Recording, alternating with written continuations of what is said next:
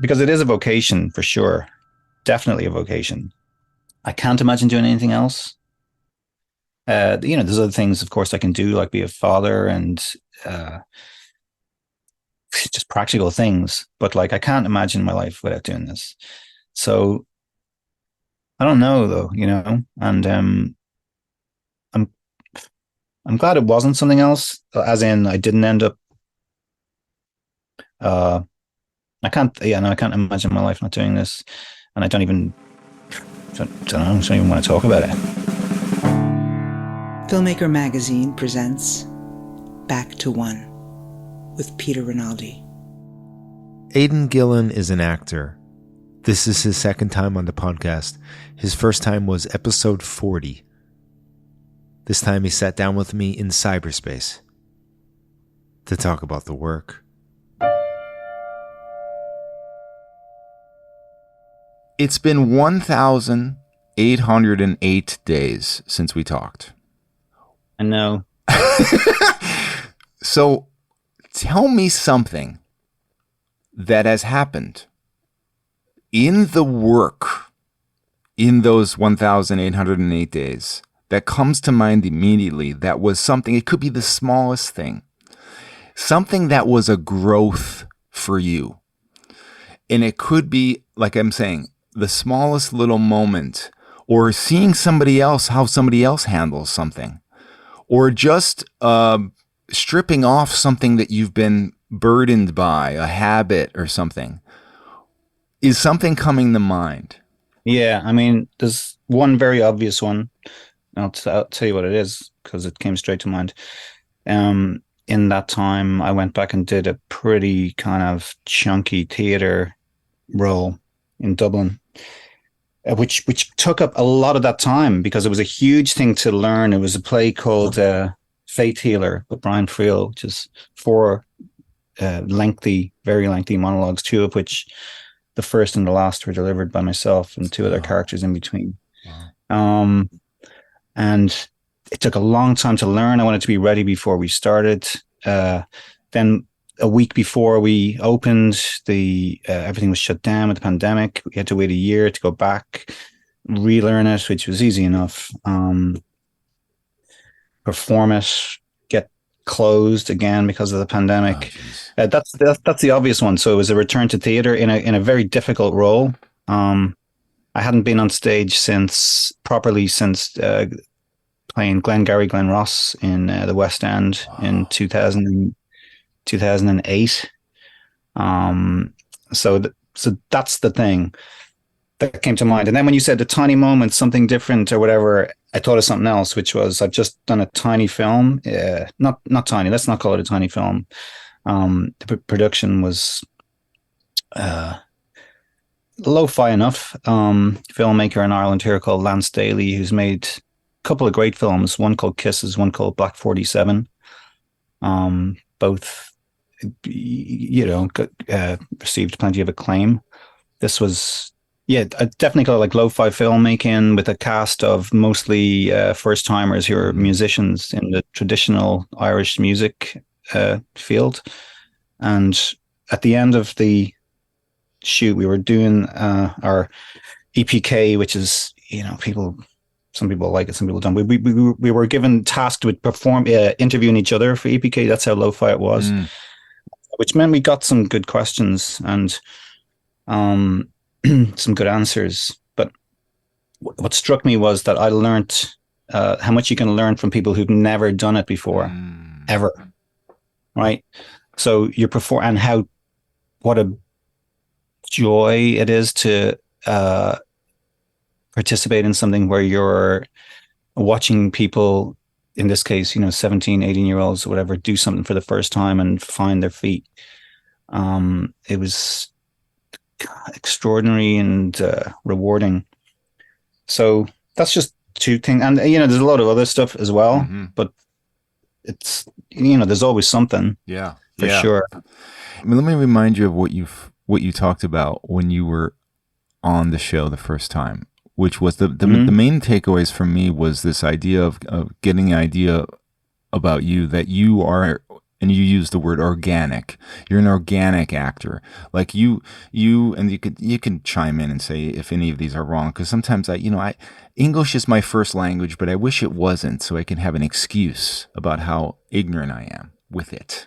So anytime you want to chime in and say that word is wrong, I'm definitely not going to do that. All right. But it's almost like for instance, you were talking a lot about how you don't necessarily like rehearsal for a film, playing with the energy that's there initially. And this is why it was interesting what you just said about those first time actors, where because it seems like from what we gather from that first interview with you is that's that you like playing in that energy. You're not afraid of that initial energy there and seeing what happens and being able to respond like that. And you told this amazing story about preparation where you went to the town of the character you were going to play and kind of walked around and just trying to see if anything would happen. And you said nothing happened, but just going there, just meeting the people on the way, just stumbling upon the cemetery that you went to, where you found him kind of suddenly and accidentally. All of this kind of plays in your mind, or kind of like mysteriously, again, this is words that we have to be careful with, but it's like, it's this kind of material that you're using, this kind of hard to reach for, that you kind of pull from in the moment.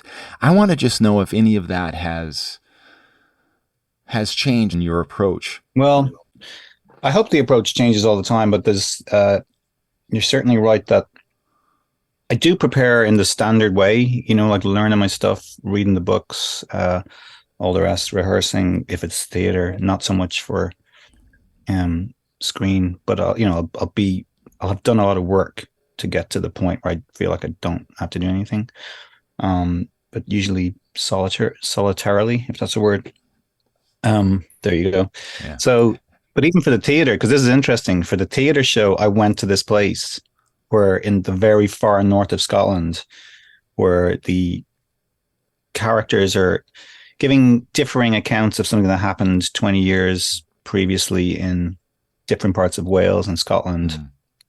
A pivotal happening being in this town at the very, very far north of Scotland. Now, this is like flying to Inverness, which is the furthest north you can go in Scotland, and driving 4 hours more.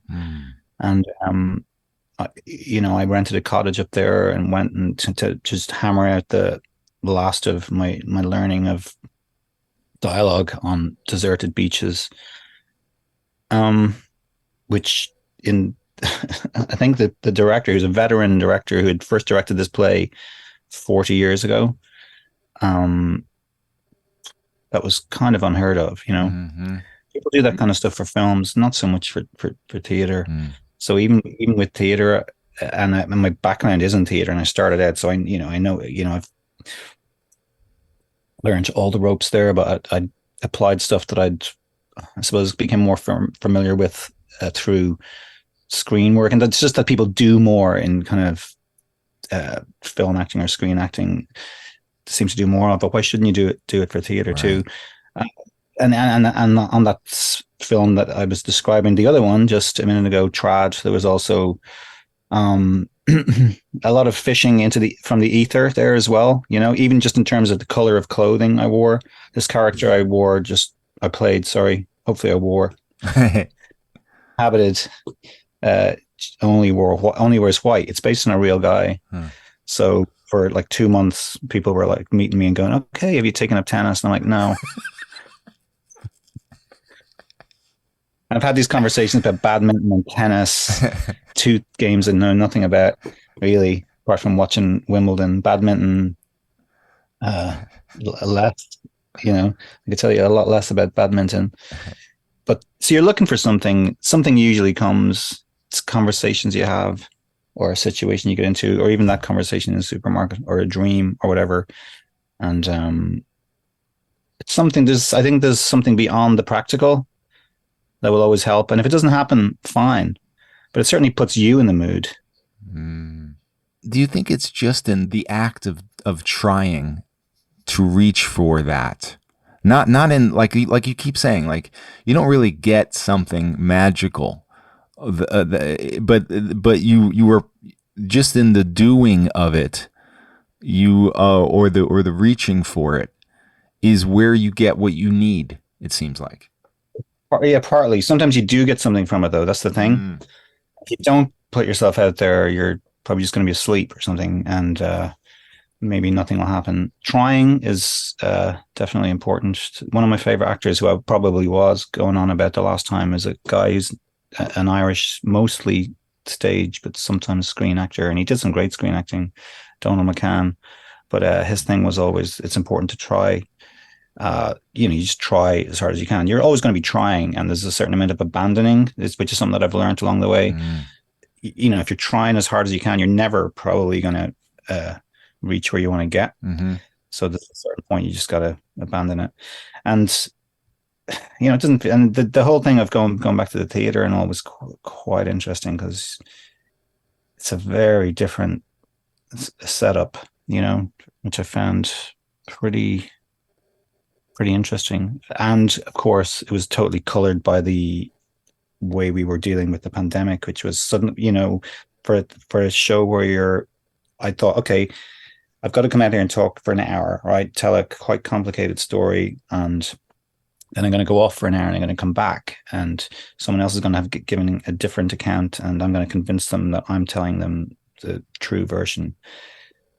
The only way I can do this is to do it really conversationally. I'll put maximum effort in beforehand and then throw it away.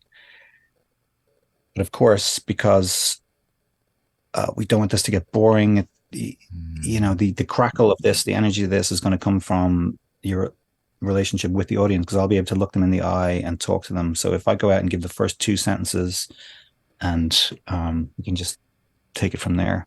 But and knowing that we need a kind of transference of energy, which is how theater really, really works.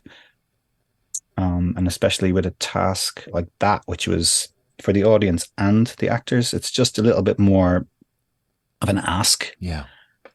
In terms of stamina and patience. But I thought, well, it'll be full house because it was sold out, before we even started, and then it'll be easy. But suddenly, okay, your show has to start at 5 p.m. Your evening shows have to start at 5 p.m. instead of 8 p.m. We're taking the audience out. We're spacing them apart. They've got to wear masks.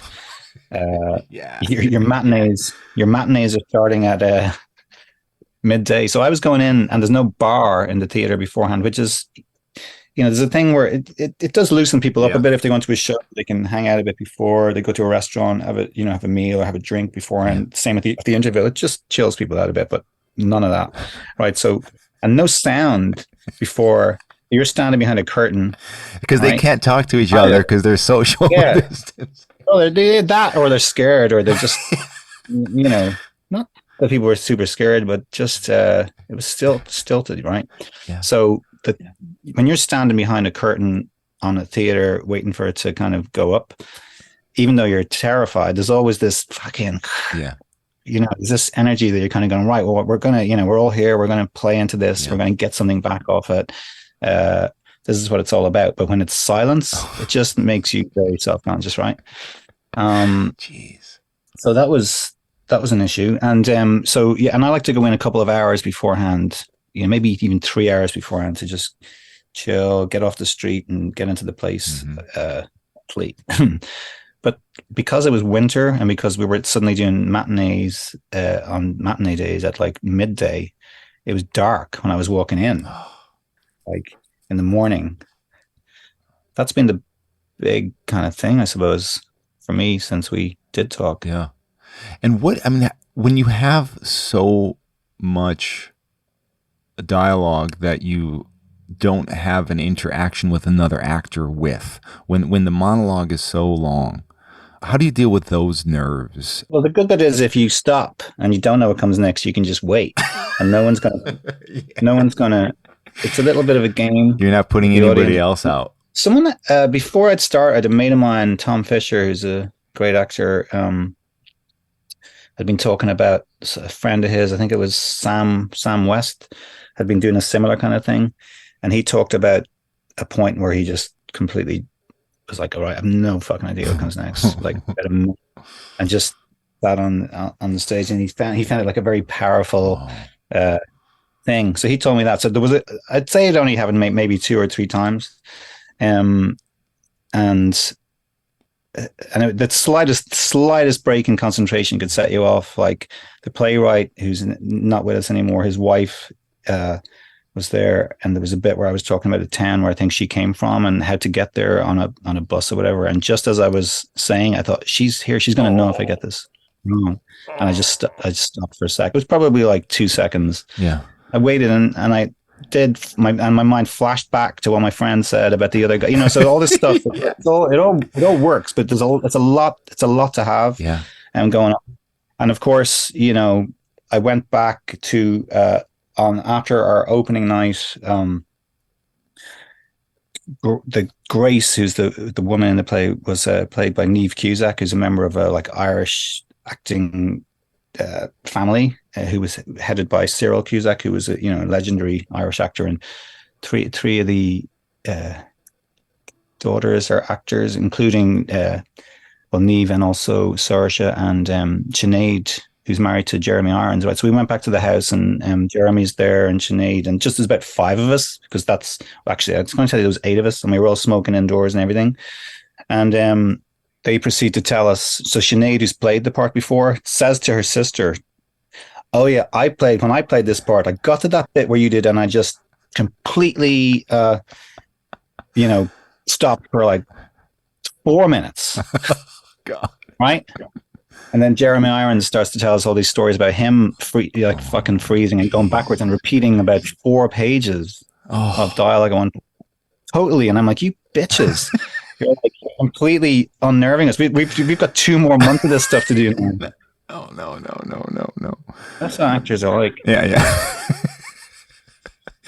But it was all good. That's the other thing that you said last time, which was amazing. You said that you're not really sure if this endeavor is not mental illness. Did I say that? Yeah. And, you meant it in the nice way. Well, yeah. Well, certain people become musicians and authors and actors and whatever, and there is a neediness to it, and there is certainly the type of people who are drawn to it are of a certain breed, right. But also that the act of it and doing it can really, it's can wreck your head for sure, and also just the dealing with the media or whatever, look at Sinead O'Connor, and sometimes people don't make it through, it can be that extreme. Yes. Yeah. We can't talk a lot about Barber because there's surprises in it. So I don't want to get into that, like what it's about even, or, but I want to get into this character though, and how you prepared for this and how you attack this, because this guy has a lot of different things going on in his life that he's dealing with on top of the work he does. And I'm just wondering if you were like attacking each of these aspects of his life, because my first entry into acting training was when I was really young. I got to sit in at the actor studio in New York and just watch them they would say, "I'm working on this person's alcoholism this week," and they would just do the scene but just work on that. Then the next week they'd be saying, "I'm working on his anger" or something. I'm like, wow, this is... I don't have to work on either of those very harsh. Already worked out. But I'm wondering if do you approach stuff like that in that way, where like compartmentalizing different aspects and then having it come together? Not really. Yeah, I didn't think so. I do compartmentalize in life and in work quite a lot. It's how I it's something I definitely do by just going, I'm going to just do this today. I'm thinking about this, but it's not like, how I walk and what my haircut is or whatever, It's more like I'm going to shut out everything else and just think about getting this. Like I only learn stuff now the day before or the night before or on the day. I used to do this thing where you'd be learning scripts before, and I was like, it's just you thinking about it. It's Interesting. next thing you're thinking about like 4 days work instead of one. And if it's something where you've got a wholesome role, now I think if we did meet around the time of Comic Con and it was the Project Blue Book thing or whatever, it was something where I was in every scene, whatever, it's a UFO drama, but you got to do your thing. And there was a lot of dialogue all the time. So the only way of doing it was just like, I'm just one day at a time. And sometimes there was no time to learn your stuff until you got home or you were on the way in or between scenes, wherever. I find that kind of keeps it alive, really, because it gives you, it just means you're being your character all the time. And it also keeps other people away and you don't have to get involved in mundane conversations or whatever, because you're busy trying to just learn stuff between other stuff and all the rest of it. But yeah, there's things I would go, right, well, I want to get whatever the look is for. And I think when we were talking about going to that town and finding the cemetery or whatever, that must have been for Aberama Gold in Peaky Blinders, maybe. Yes. So it's about there's looks and clothes and stuff. And I do like sitting down and trying to work that stuff out. And definitely I'm very kind of hands-on in terms of costume, hair, looks, what someone sounds like or whatever. But I don't think, oh, well, I'll do a week of this and a week of that and a week of that, because I feel like you need to be thinking about all the things all the time and then not thinking about them at all. Right. Right. People, it's whatever gets you there. I mean, I'm not a trained actor. I was probably saying that before. So I've always been just finding my own way to do stuff and to not think about it too much. Sometimes you feel like, I suppose at the beginning you were like, well, I'm supposed to look like I'm working. I found ways of working really hard without like having it to be like a checklist, and only doing as much as I need, which is usually is all encompassing, and you usually end up not really thinking about anything else, which is as it should be. But I've just always had a bit of a aversion to routines and rules and school and group kind of work and stuff like that. So when you have that kind of mentality, though, and you're around like an ensemble, and people are working in different ways, does this and if you have to kind of adapt to the way they work, is this a time when you are kind of in a little bit of trouble because of that? Really? I mean, no. I mean, I love being on ensembles, and I think, I don't know, I've been in a lot of good ones, and most people just do their own thing. Most people are actually doing their own thing and don't impose their thing on you or want to have too many crazy conversations. I mean, I've had it a few times, and it's just a waste of time. I've had a few people waste my time, by wanting to, asking me stuff. And I'm like, I'm not telling you, fucking show up in the day and we'll do the scene. I don't want to talk about why I'm doing it, what I'm doing. Let's not talk about our past. Yeah. Really. Yeah. Yeah. Drama school. Yeah. But what about if it's your wife and she says, playing your wife, and she says, let's work out this fight from 10 years ago that plays an important part in this next scene. Are you going to go with her and work out that, improvise that? I mean, go and have a chat about it and see what, if it's all for real, and whether it's worthwhile, or if it's just, someone trying to pretend like they're working do more than they need to, or spend their energies expend their energies in the wrong way. Right. For some reason, in the scene where the character Lily Dunn comes in first, I think, and I think it's maybe the first time we see your character Barber in his office. Maybe it's the second time, but the moment is just, you grab this paper and pull it over to you, as if you've probably done as a character many times, and you just start writing about what she's saying. Now, usually I'm lost in a in a character, right? As an audience member, even though I'm cynical, I hate everything. I have a judgment upon every actor and everything.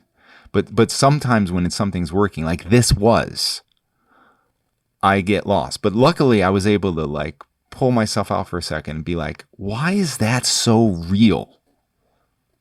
Why does that feel like this person has done this many times?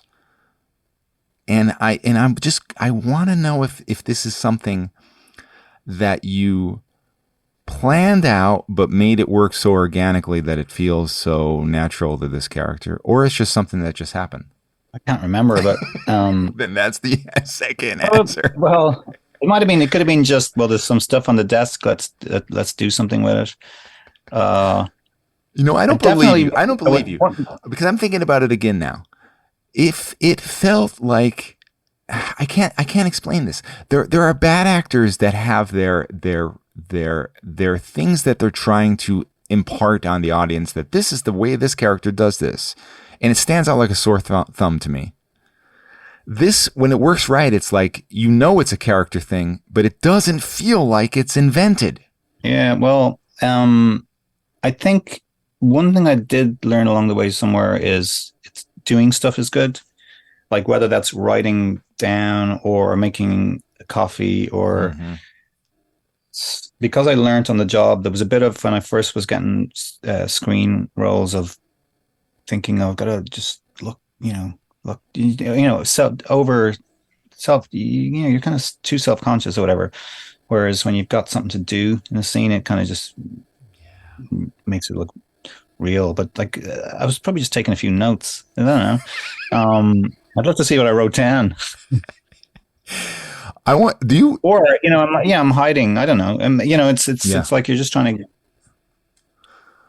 Couldn't tell you, but I'm glad it worked anyway. Do you ever look at yourself? Do you ever watch Not stuff? Much. Not so much anymore. If I told you to watch that, would you? Well, I'm going to watch it now anyway. Because I might see nothing there, but yeah, I not so much. I'll look at stuff once. And that's enough for me, and I'd be pretty picky anyway. Usually it's too late, unless if I've got a say in the edit. There's a couple of times where I've gone back and said we've got to reshoot this. Wow. But it's usually if it was something that was rushed. There was one thing where it was the final scenes of a 4-part series that I'd done, and we were rushed and we had to do like 6 hours work in half an hour, and it happens a lot. But because it was and that's fine. But because it was like the final scene, I was like, we've got to go back. But I made a point of getting the rushes and watching them, and we did go back. And funny enough, when we did go back, and stop me if you've heard this before, if this was part of what we talked about before, because I can't remember. I don't think so.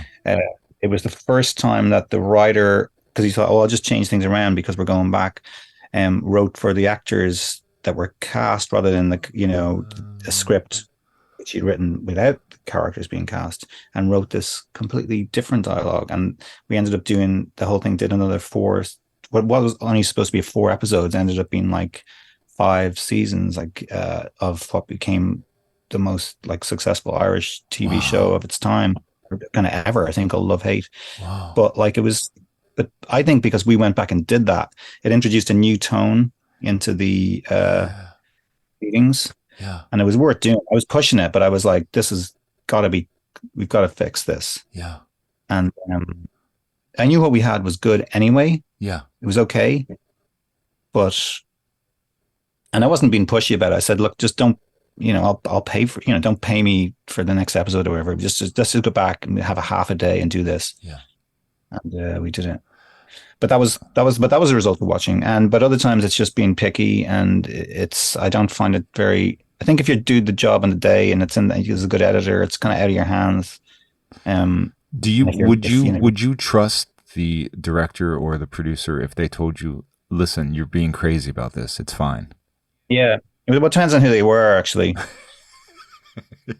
You have to have trust of that person first before you would trust them. That would be unusual for me to do that. But I often will do it I'll always do it with a line of dialogue. As much as I can. If it's a kind of a lost cause or whatever, if you kind of go, well, there's so many things here, we can't change everything. But I'll pursue things as if they're important. And of course, if someone tells me they're can convince me that I'm way off, Mm-hmm. that's fine. But I'll ask, and sometimes it's nice to it gets a conversation going that Mm-hmm. be going, and it'll kind of influence what happens when you come to the same kind of thing next time. Because the different parts of the film world are in a break now, almost like they were during the pandemic. So here's another kind of a break in some parts. I think it's a good time to like talk about, is there something that you wish would change about how we do this, specifically how we put stuff on film, how actors are involved in that process? You know what I mean? And I'm talking about if you could kind of start from scratch now and build an actor-centric kind of approach, knowing what we know now and thinking, why hasn't this changed yet? Why hasn't this changed yet? Because we know when this and this happens, the work is so much better. Why do we keep going back to this? Can you think of anything like that? I don't know if it should be actor centric. It's probably a bad idea. Interesting. Tell me why. Well, I think good actors are going to make it actor centric anyway, right? There's been brilliant screen performances since the beginning, right? And I certainly am an authority, or a know-all on this subject at all. It's kind of, I suppose, the only things that I have is what I had said before. It's about just maybe not being so kind of caught up on rehearsal or discussion or any of that stuff. But then I'd look at a interview with, and I do like the inside the actor studio interviews with actors. I've loved them, right? So I watch interviews with actors who seem completely spontaneous, like say Al Pacino or whatever, and he'd say, "No, we rehearsed this for ages and we did this, whatever." So people have the ways of making their stuff look spontaneous, even if it isn't. There's not so much I would change. I mean, the danger of that thing of not rehearsals and kind of I had probably been talking to you about this one-off BBC film I did with a guy called Dominic Savage called Free Fall, which I found very inspiring the way he worked, which was, it was all of that, people not rehearsing, not meeting each other until they were on camera, but also not, the dialogue was all improvised, but to a template, Right. there was like a guide as to what was supposed to happen or what you were going to talk about or whatever.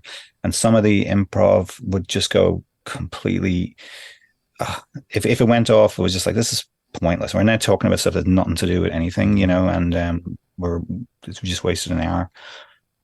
And I think even recently on the thing I was doing in Ireland, there was a bit of top and tail. I think it was my suggestion, actually, which is probably why you shouldn't be asking me this question, because I came up with like the wrong solutions, but about throwing in, and it was to help the people who were kind of starting out as well. Just we'll do a top and tail, but we'll do a bit before the scene, and then a bit at the end of the scene, just to put us in mid flow, so cutting it easier, and it'll look like we're in the middle of something. And there's a way there of making everything feel like there's a lot more going on than there is in 15 seconds part of this scene.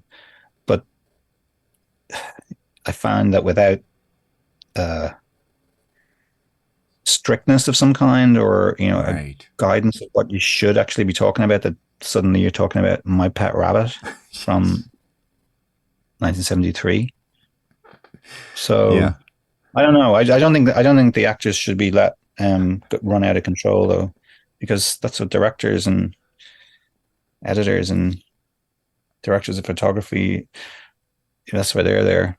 And the director of photography being one that kind of does come to the forefront of my mind there. I mean, this film Barber, that we did, this is a group of friends of mine, who coming together, I'm going to try and do something we had started off without any script at all. Really, we did a walk around Dublin with the DP Owen McPolin, who's really good, right? Yeah. He's been shooting Foundation, like that Apple series, and a lot of other big stuff. But he had shot Finton's first, probably all his films. So we went around and did like a walk around Dublin at night. The idea of maybe something noirish or whatever. We didn't know what it was going to be, but because the city looked good, and this was pre-pandemic, we thought, well, we'll go off and come up with some kind of gumshoe noir story, because we liked that genre. I hadn't really seen it in Ireland. And Owen is like, we'll often ask questions to the DP that most people would ask the director, because I know that the DP is the one who's actually looking through the camera and can probably give you the answer, and could probably give you maybe even a more valid or useful answer, given that it's a visual medium and what you're talking about is what you can see, rather than what your motivation might be, or what your, it's like, does this look good? Does it look interesting? Does it look like I'm thinking?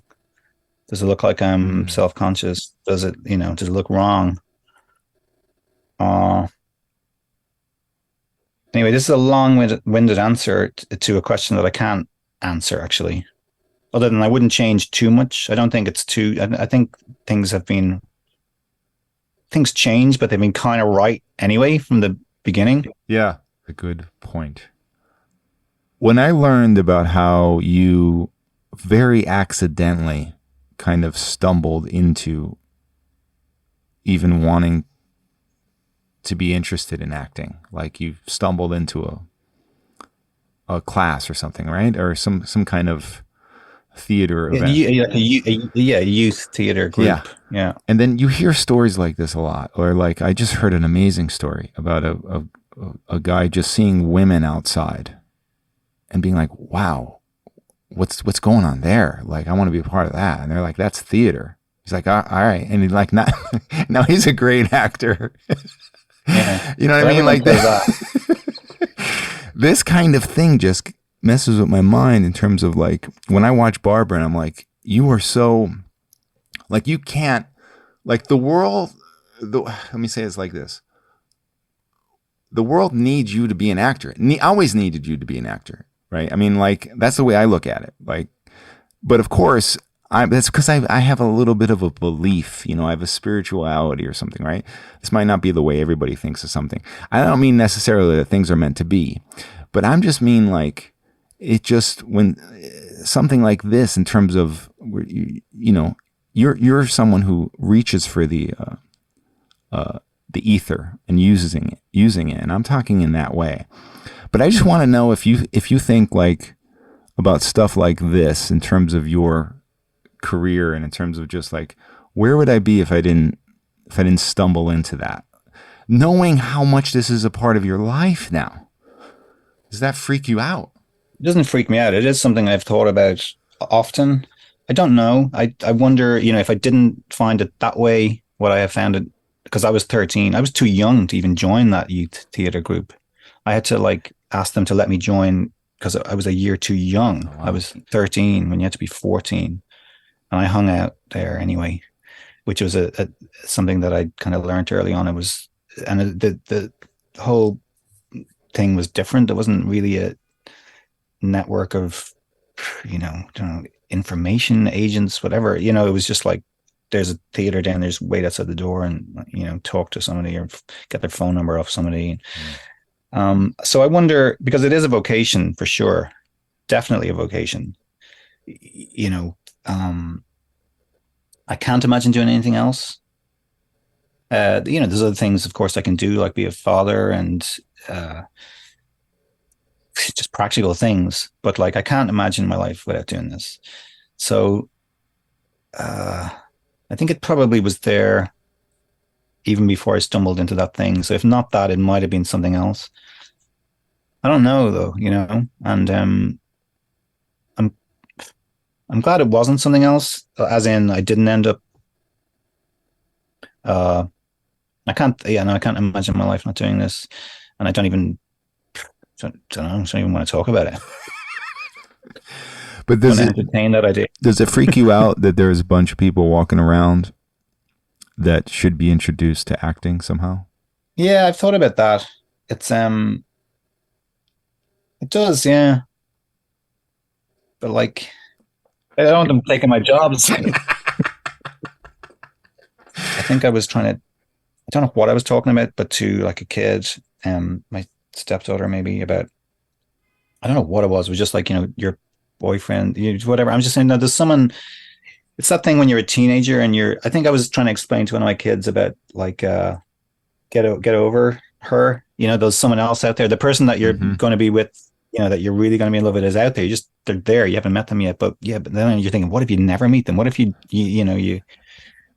cross the road or you don't get the bus? And that's how it works. Yeah. Because of course it's utter serendipity, and that's what makes this world crazy and kind of brilliant. And there are people who don't walk in that door.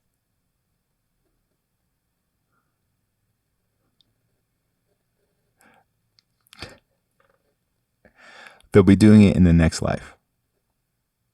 Maybe multiple lives, yeah, multiple chances. I bet you there's better films over there. Are they on strike though? Aidan Gillen, thank you so much. I want you to keep coming back on this show, please. Definitely. And next time I'll have listened to the previous one. Both of them. So I can stop saying, stop me if you've heard this before. But no, it's a pleasure. And yeah, no, I'll be back for sure. Back to One is a production of Filmmaker Magazine, which is a publication of The Gotham, formerly IFP. Listen to back episodes of this podcast at filmmakermagazine.com or wherever you get your podcasts.